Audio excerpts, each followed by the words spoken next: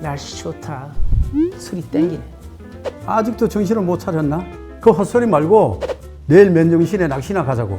낚시? 그럼 민물 매운탕에 가볍게 한 잔? 그렇지. 자네 어제도 숙취로 고생하지 않았어? 술은 술로 푸는 거야, 이 사람아. 그게 다 옛말이라니까? 그냥 몸만 상하는 거야. 아니, 효과가 있대도? 너도 알잖아. 우리 젊을 때 해장술 얼마나 마셨나? 젊었을 때는 젊어서 한 소리고 이제는 그게 객기야 객기 이 양반아. 왜? 술 한 잔 들어가면 바로 괜찮아지던데. 아이고. 그럼 하루에 한 잔은 혈액순환에 좋다는 건 알지? 잠시만요.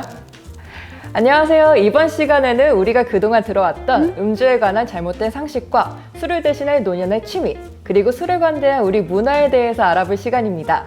이에 대해 정확한 이야기를 해주실 전문가 선생님을 모셔보도록 하겠습니다. 안녕하세요. 아마도 애주가분께서 궁금한 게 있으실 것 같은데요? 전문가 선생님.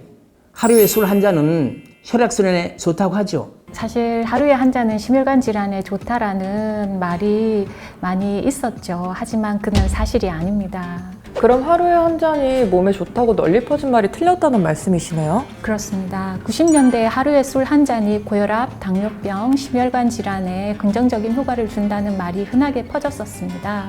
남프랑스 사람들이 기름진 음식을 즐겨 먹고 또 운동량이 적고 흡연율이 높은데도 불구하고 다른 나라 사람들보다 심혈관 질환이나 그로 인한 사망률이 낮다는 보고가 있기 때문인데요. 하지만 원인이 식사 중 음주를 하는 습관 덕분이라고 알려져 있기는 합니다만 여기에 과학적으로 아직 밝혀진 근거 자료는 없습니다. 환자분들께서 가장 많이 여쭤보는 주제가 얼마나 술을 마시면은 간에 해롭지 않은지를 여쭤보시는데요. 이 주제에 대해서 2017년도 대한간암학회에서 연구를 한 자료가 있습니다. 예, 노인분들이나 여성분들 같은 경우에는 소주 하루에 한 잔, 젊은 남성분들, 청장년 남성분들 같은 경우는 소주 하루에 2잔 이상 드셨을 때에는 간암 발생률이 1.4배 증가하였고요. 간 질환으로 인한 사망률은 3.2배 증가하였다고 합니다. 술은 사실은 과포금을 하시면서 또는 습관적인 음주를 하시면서 간이나 인체에 해를 끼치지 않을 다른 예방법이나 치료법은 없고요. 사실 건강을 위해서는 절주와 금주를 하시는 방법밖에 없다고 하겠습니다. 봐, 내 말이 맞잖아. 그게 다 옛날 말이라니까? 노인분들은 하루에 한 잔 더 피하시는 것이 좋겠습니다. 애주가분께서 술은 술로 깬다고 하셨는데 여기에 대해 해주실 말씀 있으실까요? 그럴 수가 없지. 어떻게 술을 술로 깨나? 에헤이, 다 내 경험이라니까 그러네. 숙취가 있으신 상태에서 술을 드시게 되면은 조금 정신이 맑아지고 속이 편안해지는 착시 효과가 있으실 수 있는데요. 아직 간이나 몸에서 혈중 알코올 농도가 있는 상태에서 해독되지 않은 상태에서 술을 다시 드시게 되면 간에도 그리고 인체에도 상당한 무리를 주게 됩니다. 예, 술로 인해서 감각이 무뎌지셔서 숙취가 덜해지고 또 정신이 맑아지는 듯한 느낌이 드실 뿐입니다. 숙취가 가시는 느낌이 든다는 건 사실 취했다는 걸 모를 정도로 몸이 취했다는 뜻이군요. 예, 그렇습니다. 간과 인체에 엄청난 무리를 주는 거지요. 해장술을 드시는 음주 패턴은 알코올 중독으로 가는 지름길이기도 하시고요. 그럼 저 커피 마시면 술이 깨던데 커피 같은 건 괜찮나요? 많은 분들이 숙취를 커피로 극복하려고 하시죠? 음주 커피는 어떻습니까, 전문가님? 네, 커피가 술을 깨는 것 같은 느낌을 주는 것은 사실입니다. 하지만 실제로 커피가 술을 깨도록 하는 것은 아니고요. 알코올이 우리 몸에 진정제 역할을 합니다. 그래서 이것은 이제 알코올이 우리 몸에 들어가면 뇌 기능을 억제시키는 역할을 하는데요. 커피는 항진시키는 효과를 내기 때문에 커피를 마시면 알코올의 이런 진정 효과가 일시적으로 카페인에 의해서 줄어든 것처럼 느껴지기는 하십니다. 하지만 커피가 알코올 분해에 전혀 영향을 미치지 못하기 때문에 정작 혈액 속에 알코올은 그대로 있을 뿐더러 커피가 이뇨작용을 하기 때문에 체내의 수분이 빠져나가 오히려 혈중 알코올 농도는 더 짙어집니다. 결국 숙취는 더 심해지는 거죠. 네, 커피도 술과 함께하면 좋지 않으니 주의하셔야겠습니다. 커피 말고도 종종 약을 술과 같이 드시는 분들이 계시는데 혹시 이런 경우는 어떤가요? 약은 복용 후 30분에서 2시간 사이에 혈중 알코올 농도가 제일 높습니다. 따라서 약 복용 전후로는 음주를 하시지 않는 것이 바람직하십니다. 매일 먹는 약이야. 맥주 한 잔 마셔가면서 넘길 수 있는 거 아닙니까? 참 그러다 큰일 나. 노인분들은 여러 가지 기저질환으로 자주 복용하시는 약들이 많으십니다. 약과 알코올을 같이 복용했을 때 때로는 더 큰 위험이 있을 수도 있으신데요. 진통제 같은 경우엔 술과 같이 복용했을 때 위장관 출혈이 발생할 위험이 있고요. 고혈압 치료제 경우에는 알코올과 더불어서 혈압을 낮추는 혈압 강화 작용이 있기 때문에 술을 삼가하시는 것이 바람직하십니다. 당뇨병 또한 당뇨약이 술과 함께 드시게 되면 혈당을 떨어뜨릴 수 있기 때문에 저혈당 쇼크에 빠질 수도 있기 때문에 약과 함께 술을 드시는 것은 금기하시는 것이 좋습니다. 알코올 및 약 성분을 분해할 때 우리 몸에서는 같은 요소를 경쟁적으로 사용할 때가 있습니다. 따라서 술이나 약 중에 어느 것이 하나는 더 농도가 너무 높거나 낮아질 수 있기 때문에요. 둘을 같이 함께 사용하시는 것은 피하시는 것이 바람직하십니다. 심장약, 알레르기 약 등도 음주 전후로 드시는 것은 좋지 않습니다. 그러니까 노인분들은 기저질환으로 약을 복용하시는 경우가 많으신데요. 약을 복용하셔야 하는 기저질환이 있으신 경우에 약을 복용하신다면 금주를 하시는 것이 바람직하십니다. 술과 약은 절대 같이 섭취하면 안 되겠군요. 그 전문가 선생님 너무 과하시네. 우리 때는 술을 마시면 마실수록 는다고 했어요. 다 그렇게 마셨어요. 술을 못 먹는 사람은 거의 없었어요. 안 마시는 거였지. 이것도 많은 분들이 궁금해하실 것 같습니다. 술은 마실수록 느는 게 맞나요?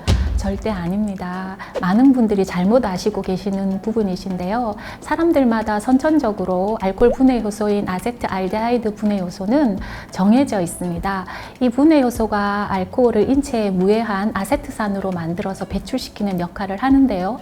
술을 드실수록 아세트알데하이드를 만들어내는 능력이 더 늘어나시는 것은 아니시고 음주 자체에 익숙해지시는 것일 뿐이지 효소의 양이 늘어나는 것은 아니시고요. 되려 어떻게 보면 알코올 중독의 진단 기준 중에 내성이라는 것이 있는데 알코올 양이 늘어나는 것은 내성이 늘어나는 것일 수도 있습니다.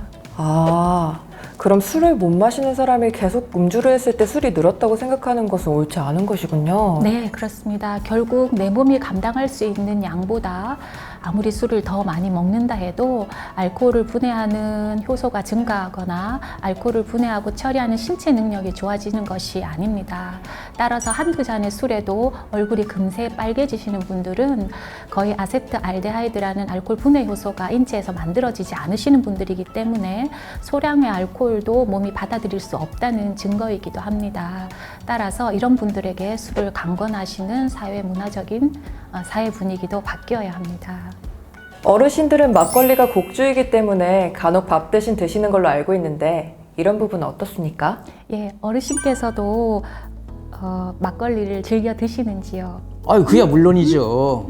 막걸리는 말입니다. 영양이 풍부합니다.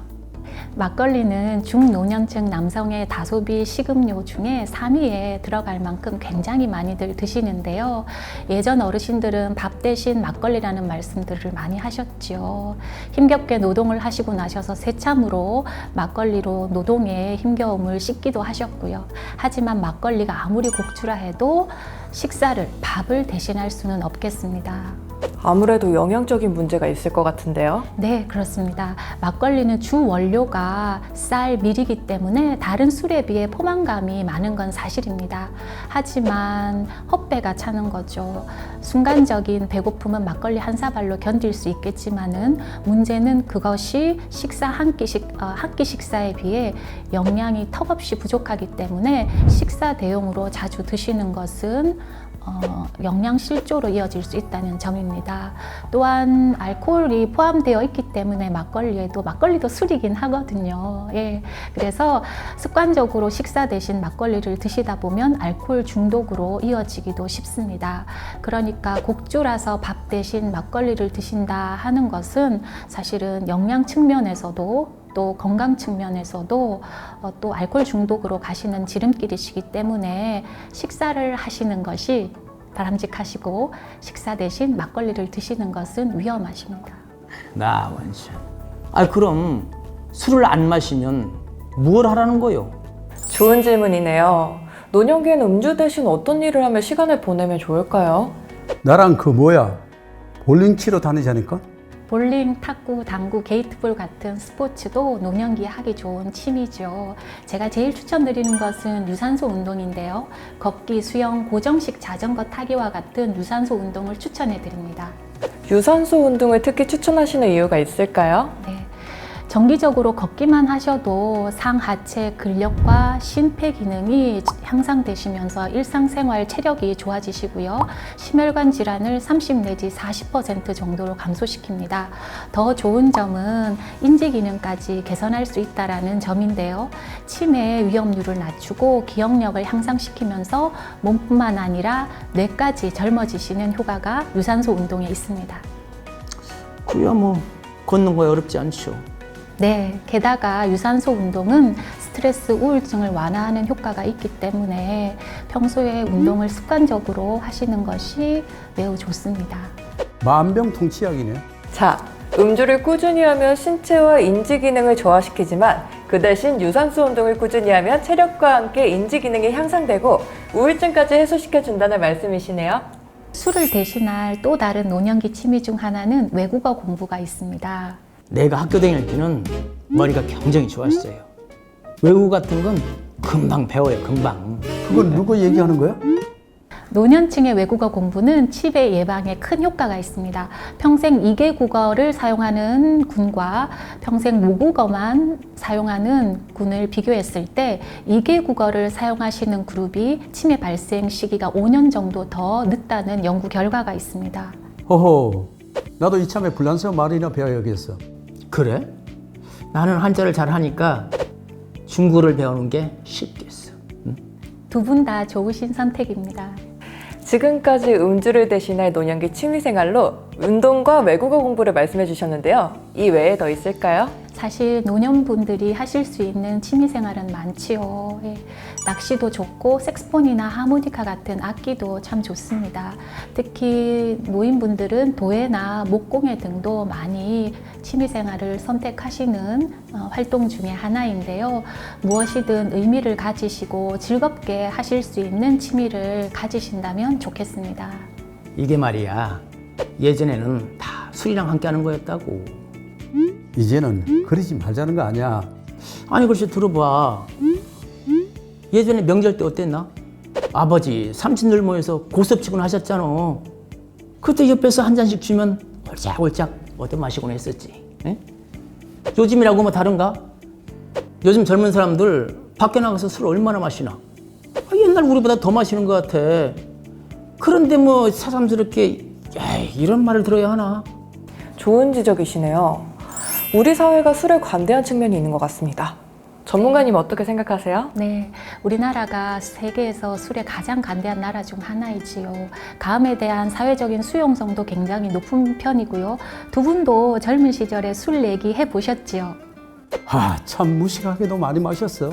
음주는 더 이상 무시할 수 없는 사회적인 문제이기도 합니다. 다 그렇게 살아왔어요, 전문가 선생님. 아직 끝이 아닙니다. 술은 대한민국의 주요 사망 원인 중에 하나이기도 한데요. 우리나라 사망자 중 약 11%가 음주와 관련돼서 사망하시게 됩니다. 연간 2만 2천여 명이 음주로 인해 사망을 하시는데요. 80%가 음주 관련 질병으로 사망하시고요. 16%는 음주 관련 사고와 자살, 3%는 음주 운전으로 사망하시게 됩니다. 술은 나뿐만 아니라 주변 사람들의 건강과 안전, 정서적인 측면에도 영향을 미칩니다. 우리 큰형님도 술을 하도 마셔서 지금 투병 중이에요. 형수가 얼마나 고생했는지. 그렇군요. 우리가 평소에 잘은 느끼지 못하고 살지만 듣고 보니 꽤 심각한 일인 것 같습니다. 자, 여기까지 두 분께서 질문 있으신가요? 전문가 선생, 난 잘 모르겠어요. 이렇게 술 마시는데 익숙해져 있는데 다들 어쩌란 말이요? 제가 우리 어르신들께 여쭤보고 싶은 마지막 질문이 있는데요.